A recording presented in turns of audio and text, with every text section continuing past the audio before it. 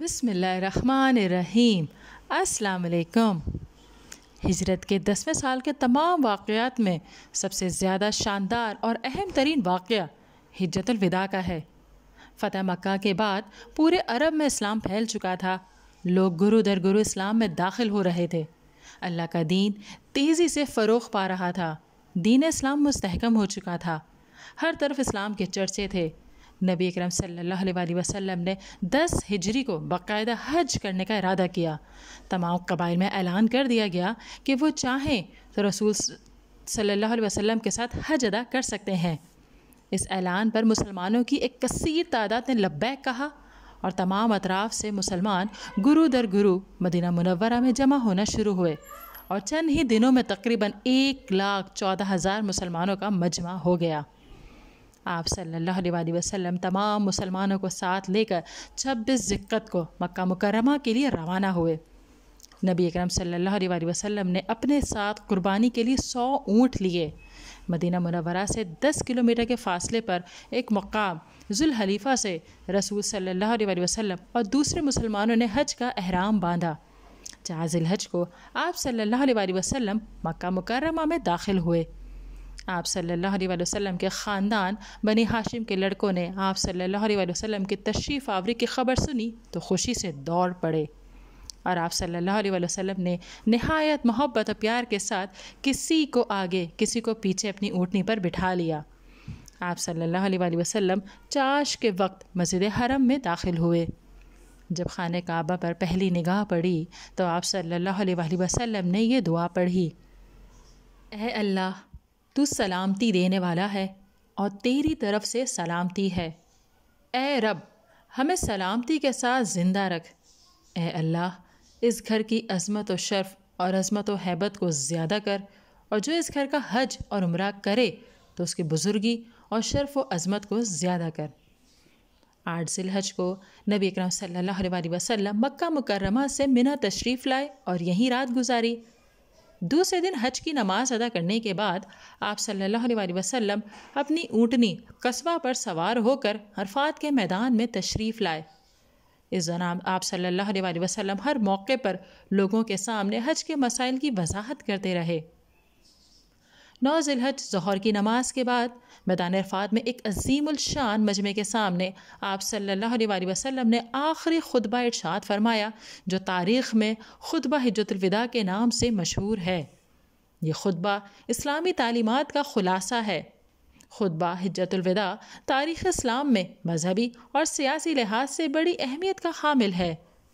نبی اکرم صلی اللہ علیہ وسلم نے فرمایا: اے اللہ کے بندو، میں تمہیں اللہ تعالیٰ کا تقوی اختیار کرنے کی وصیت کرتا ہوں اور اللہ تعالیٰ کی اطاعت میں نیک کام کرنے پر زور دیتا ہوں۔ اے لوگوں، تمہارا رب ایک ہے اور تمہارے باپ حضرت آدم علیہ السلام ہیں۔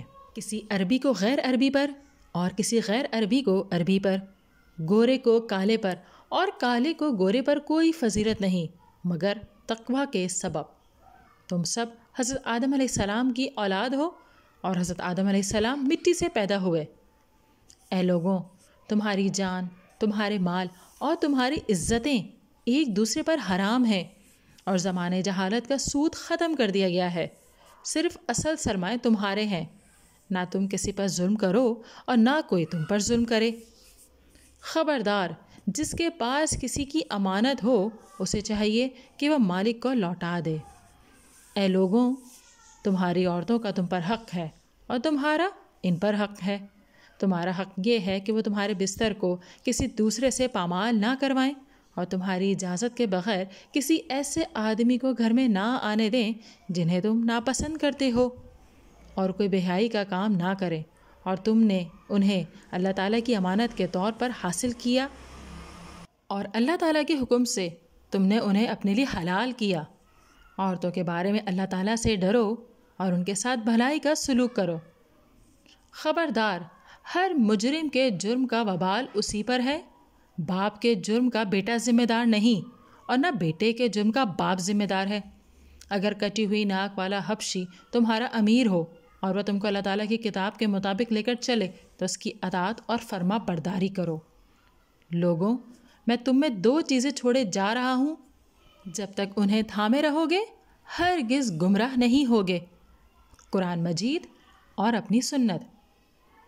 نبی اکرم صلی اللہ علیہ وسلم نے 3 مرتبہ صحابہ کرام رضی اللہ تعالیٰ عنہم سے پوچھا کہ کیا میں نے اللہ تعالیٰ کا پیغام پہنچا دیا؟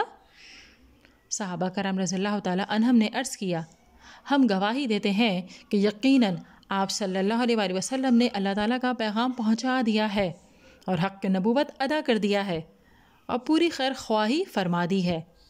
آپ صلی اللہ علیہ وسلم نے یہ سنتے ہی انگشت شہادت آسمان کی طرف اٹھائی اور سر مبارک کو بلند کرتے ہوئے فرمایا، اے اللہ تو گواہ رہنا، اے اللہ تو گواہ رہنا۔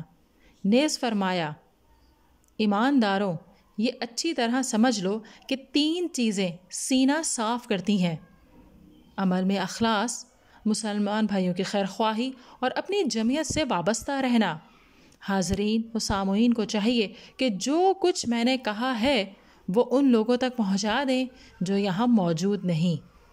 اس کے بعد نبی اکرم صلی اللہ علیہ وسلم اونٹنی سے اترے اور سجدہ شکر ادا کیا۔ ناظرین، اگر ویڈیو پسند آئی ہے تو اسے لائک کیجئے، شیئر کیجئے، کمنٹ دیجئے اور چینل کو ضرور سبسکرائب کیجئے۔